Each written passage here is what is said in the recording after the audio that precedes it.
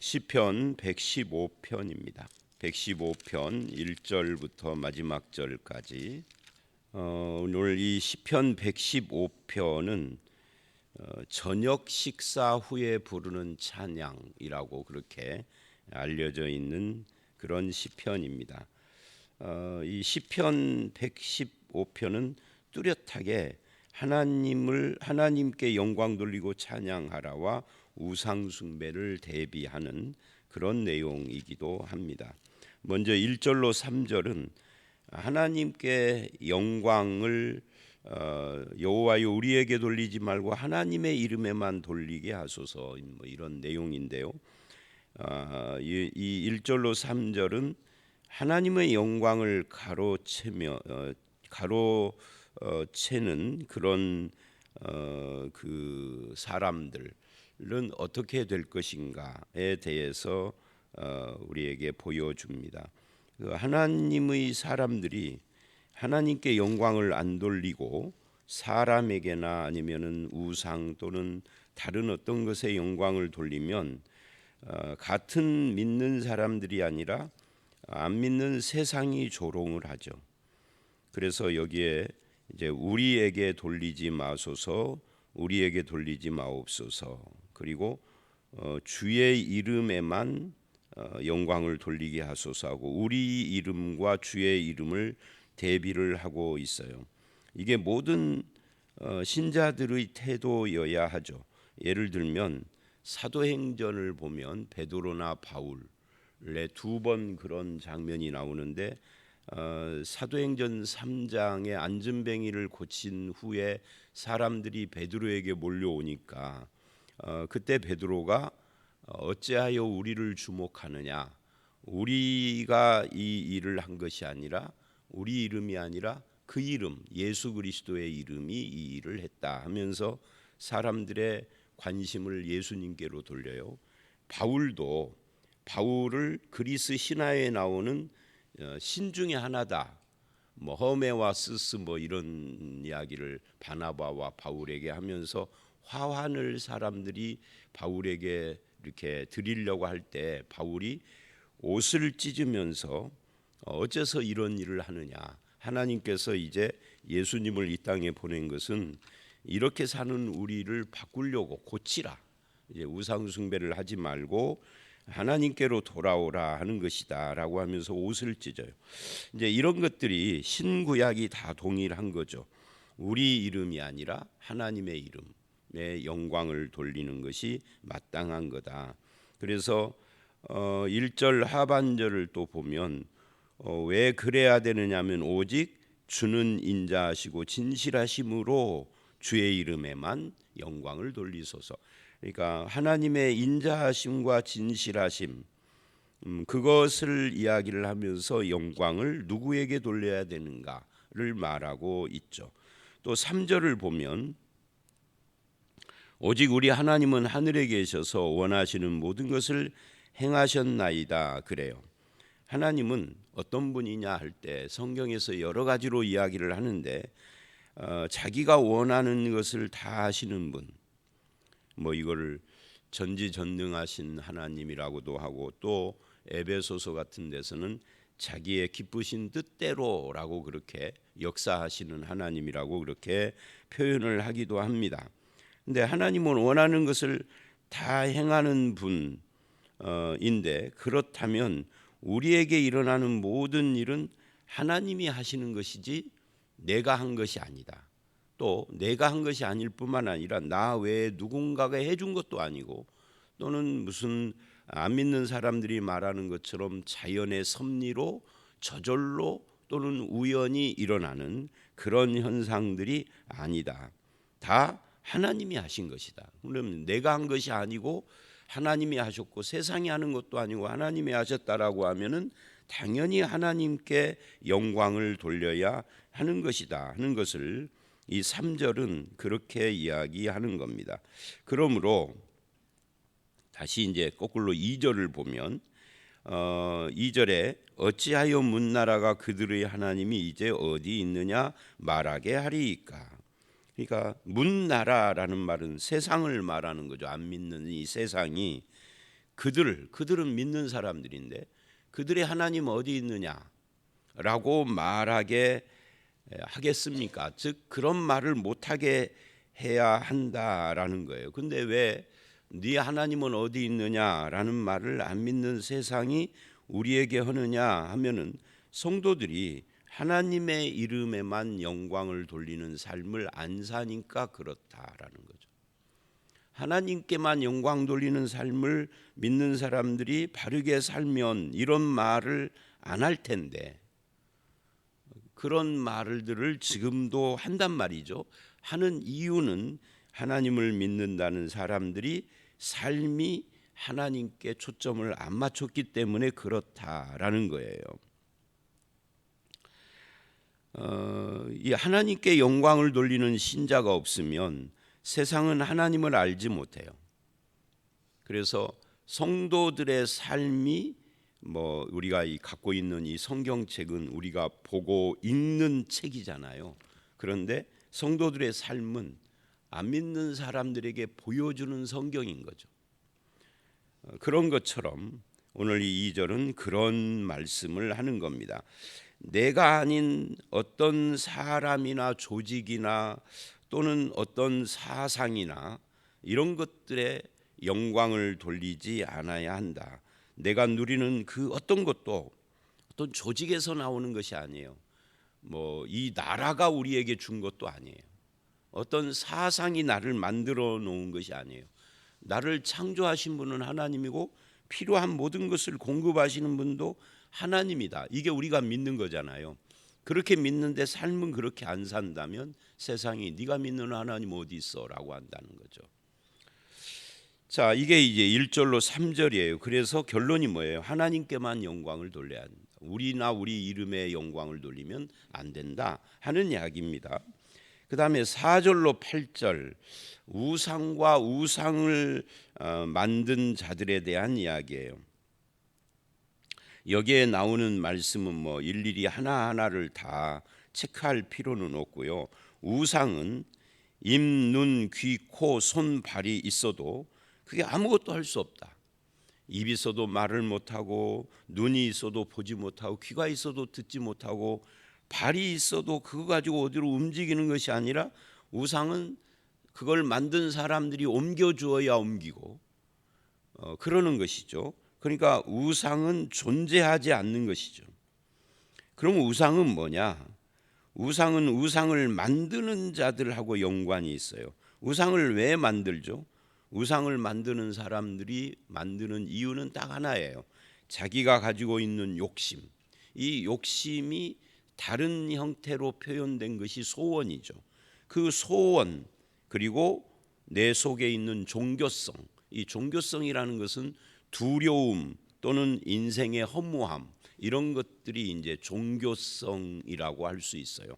그러니까 내 속에 있는 욕심 소원과 두려움과 허무함 이런 것들이 만들어낸 것이 우상이다라는 것을 우리는 알아야 합니다. 그런데도 인간은 자기가 만든 것을 자기가 의지하는 어리석은 존재다 하는 이야기를 지금 하는 겁니다. 그래서 8절에 우상을 만드는 자 그리고 그것을 의지하는 자들은 다 그 우상과 같아진다 이렇게 이야기를 해요. 우상과 같아진다는 건 뭐예요? 앞에 4절로 7절은 우상은 입, 눈, 코, 귀, 손, 발이 있어도 아무것도 할 수 없는 존재라고 한 것처럼 우상 만든 자와 의지하는 자도 똑같다 그 말이죠. 결국은 심판받을 것을 이렇게 말을 합니다. 그러면 성도는 누구냐? 성도는 우상을 떠난 자들이죠. 성도는 우상이 아니라 나를 창조하시고 구원하시고 나를 인도하시는 그런 하나님을 믿는 자예요. 그 하나님은 무엇이든지 자기가 원하는 대로 행하는 분이시다 라는 것을 말하고 있는 겁니다. 그래서 우리가 해야 할 것은 무엇이냐 하는 것을 9절로 15절이 말을 해요. 이제 우상과 그것을 의지하는 자들을 말을 했으니까 반대로 보면 되겠죠. 9절부터 15절은 한마디로 말하면 여호와를 의지하라예요. 이 여호와를 의지하라라고 하는 것은 또다시 둘로 나눠서 우리가 볼 수 있는데 9절부터 11절 여기는 이 같은 문구가 세 번이나 반복되고 강조를 합니다. 우상을 의지하는 사람들과 대조되는 하나님을 믿는 사람들, 성도들의 삶을 강조하는 거죠. 그래서 9절을 보면 이스라엘아 여호와를 의지하라. 그는 너희의 도움이시요 너희의 방패시로다. 그리고 10절도 아론의 집이여 이스라엘이 아론의 집으로만 바뀌어가지고 여호와를 의지하라. 그는 너희 도움이요 너희 나머지 문구는 똑같죠. 그리고 11절에도 또다시 여호와를 경외하는 자들아 하고 그 사람 대상만 바꿔 쓰는데 그 대상이 이스라엘 아론의 집 여호와를 경외하는 자들이 다른 자들이 아니라 같은 자들이죠. 물론 아론의 집 할 때는 이게 제사장들과 관계되는 표현이기는 하지만 앞에 이스라엘하고 뭐 전혀 다른 존재를 말하는 게 아니니까요. 여호와를 경외하는 자들도 같습니다. 그들도 너희는 여호와를 의지하여라. 그는 너희 도움이요 방패니까 같은 이야기를 세 번을 반복하면서 지금 하나님을 믿는 사람, 하나님의 백성이라면 너희가 그렇다면 우상을 의지하는 자들과 대조되는 아무 말도 하지 못하고 힘도 없고 듣지도 못하고 의지도 없는 그런 우상이 아니라 살아계신 하나님을 자기의 도움과 방패로 삼아야 한다. 그 하나님을 의지해야 한다라고 지금 말하고 있는 겁니다. 그러면서 12절로 15절은 그 하나님을 의지해야 하는 이유 중에 하나가 하나님은 우리에게 복을 주시는 분이다. 복의 근원이다라고 하는 것을 말하고 있는 겁니다. 그래서 뭐 찬송가에도 복의 근원 강림하사라고 하잖아요. 복 주시는 하나님이시다. 모든 복의 근원이신 하나님이다. 그 무슨 복을 주느냐? 12절로 15절을 보면 우리를 생각하사 복을 주시고 이스라엘 집에도 복을 주시고 아론의 집에도 복. 이 12절은 앞에 9절로 11절의 그 대상자들을 다시 반복을 했죠. 또 12절서부터는 이제 그거 9절로 11절을 넘어서서 높은 사람이나 낮은 사람, 이거 말하자면 빈부귀천을 막론하고 여호와를 경외하는 자들에게 복을 주신다.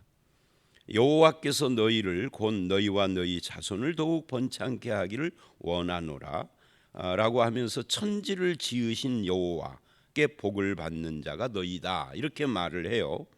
그러니까 구약이 말하는 이 복이라는 것이 이제 신약에 와서는 그게 정리가 되는데 이 가시적인 복들, 물질과 관계되는 복들이 참 많이 나와요. 그런데 그런 모든 것들은 사실은 참된 복을 바라보게 하려고 하는 그런 어떤 뭐 이렇게 그림자, 상징 이런 것들이죠. 그래서 신약 성경에서는 이 구약에서 말한 이 모든 것들을 한마디로 율법이라고 하는데 그걸 몽학선생이라고 그래요.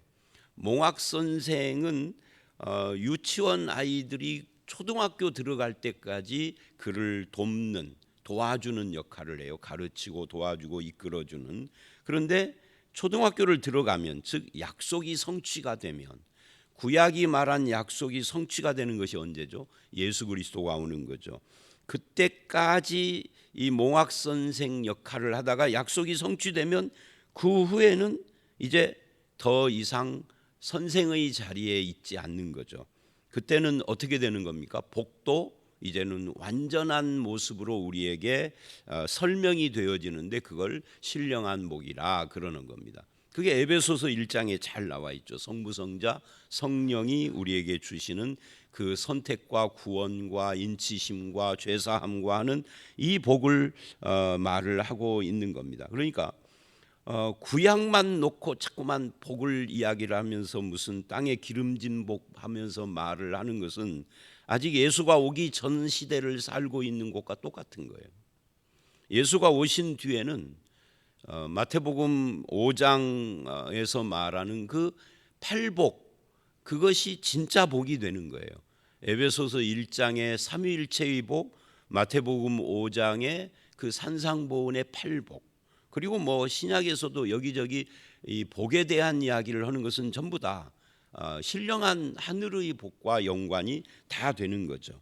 그래서 이 말씀을 통해서 우리는 이 9절로 15절을 통해서 우리 자신이 어떤 사람인가를 봐야 해요. 우리는 여호와를 경외하는 사람이어야 하고, 그리고 천지를 지으신 여호와께 이미 복을 받은 자들이다. 우리가 구원의 복을 받은 것보다 더 큰 복은 없어요. 이제 더 쉽게 이야기를 하면 천국의 백성, 천국 들어가는 것보다 더 큰 복이 있나요, 없나요? 자, 한번 생각을 해보십시오. 여러분에게 이제 7, 80년대 식으로 말을 하면 죽은 뒤에 60평짜리 아파트를 줄 건데 하나님께서, 근데 그 아파트가 어디 있느냐면 지옥에 있어요. 땡큐? OX 땡큐입니까? 근데 여러분에게 천막을 줄 텐데 그 천막이 천국에 있어요. 오케이? 저는 오케이예요. 무슨 말을 제가 하고 싶으냐면 60평짜리 아파트냐 천막이냐가 본질이 아니라 그게 천국 백성이 됐느냐 안 됐느냐 이게 본질이다는 이야기예요. 천국보다 더 큰 복은 없어요. 조금 바꾸면은 예수보다 더 큰 복은 없어요. 구원보다 더 중요한 복이 있나요, 없나요? 여러분 집사님, 권사님 한번 생각을 해보십시오. 장로님도 계시고 여러분에게 100억 줄 테니까 지옥 가라. 구원 취소하고 1000억 줄게. 너무 적나요? 뭐 옛날에 그 양반 대통령 후보 나왔을 때 현대 누구예요? 정주영 그 아들 누구 정몽 누구 그 재산, 요즘은 재산이 더 불었겠죠. 오래전 이야기니까 2조 원이라고 합디다. 재산이 지금 뭐 더 불었겠죠. 권사님 2조 줄게 대신 구원 취소. 말이 안 되는 이야기거든요. 근데 이걸 거꾸로 우리는 구원 받았어. 근데 자꾸만 복 안 받았다고 그래요. 복이 없다고 그래요. 구원 받았으면서 복이 없어요 그러는데 내가 그 물어본 겁니다. 구원 못 받으셨어요? 아, 구원은 확신을 합니다. 근데 복이 없다고요?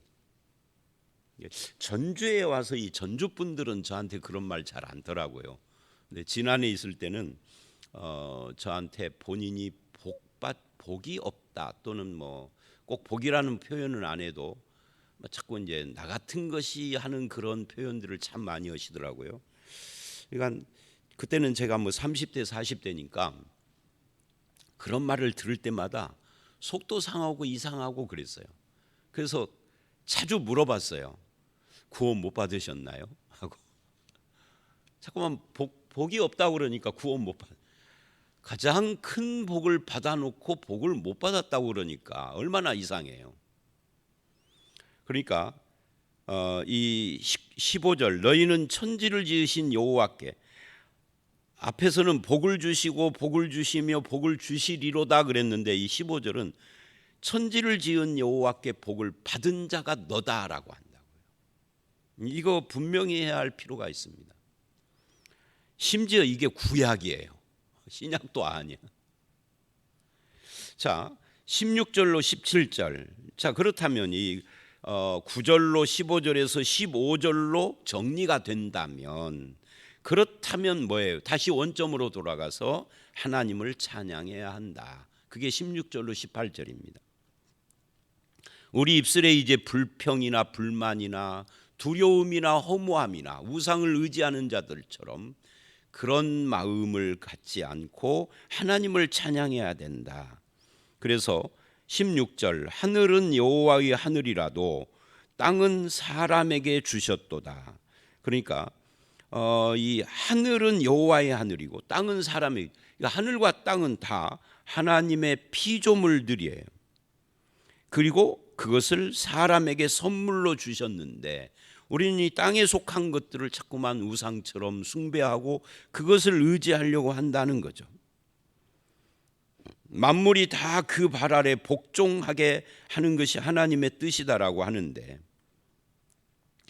예수 그리스도를 만물의 머리로 세우시고 그분을 교회인 우리에게 주셨다라고 에베소서 1장은 말을 하는데, 우리는 그 만물, 우리에게 주신 그 만물을 의지하는 자가 되면은 안 되는 거죠. 그것은 하나님이 주신 선물인 거죠.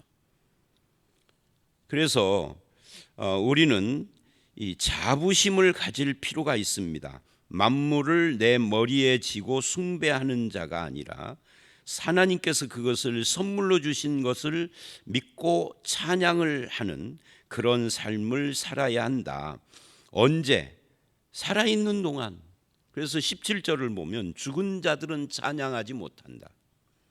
물론 이 죽은 자들이 적막한 데로 내려가는 자들 같은 말입니다. 찬양하지 못한다라는 말은 두 가지 의미 중에 하나일 수 있어요. 살아있는 자가 찬양한다, 맞는 말이죠. 죽은 자들은 무덤에 있어 찬양 못하죠. 그런데 한편 이 죽은 자들이 이렇게 육체의 생명에 죽고 살고의 문제가 아닐 수도 있어요. 영적인 것일 수도 있어요. 어쨌든 성경을 가지고 이야기를 하면 우리는 죽은 뒤에도 하나님 앞에서 뭐를 할까요? 찬양해요. 그런 의미에서 이 죽은 자들은 그냥 평범한 표현은 아니라고 봅니다. 어쨌든 이 본문은 지금 우리에게 뭘 말을 하느냐면, 우리가 살아있는 동안 하나님을 찬양해야 한다. 그리고 18절, 이제부터 영원까지, 언제까지 그래야 되느냐? 지금부터 찬양을 하고, 내가 한 일주일 후부터 할 거야가 아닙니다. 언제까지? 계속 영원까지. 이 영원까지라는 말은 우리 인간은 영원한 존재가 아니니까 죽은 뒤에도 하나님 앞에서 찬양하는 거죠. 그래서 성도의 본질이 하나님을 찬양하고 송축하는 여기에 있다. 왜 그래야 되느냐? 우리는 천지 지으신 여호와께 복받은 자들이기 때문에 그렇다.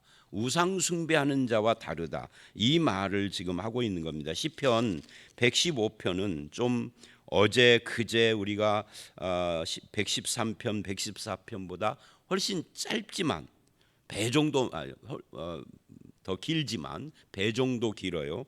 그런데 내용은 간단해요. 우리는 우상 숭배하는 자들과 다르다.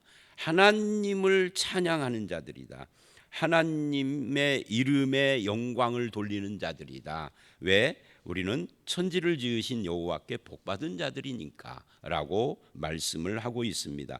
안 받은 복을 달라 하는 자가 아닙니다. 성도는 안 받은 복을 자꾸 달라달라 하는 것이 아니라 받은 복을 찬양하고 그 복을 주신 하나님께 영광을 돌리는 그런 삶을 살아가는 저와 여러분들이 다 되시기를 주의 이름으로 축원합니다. 함께 기도하겠습니다.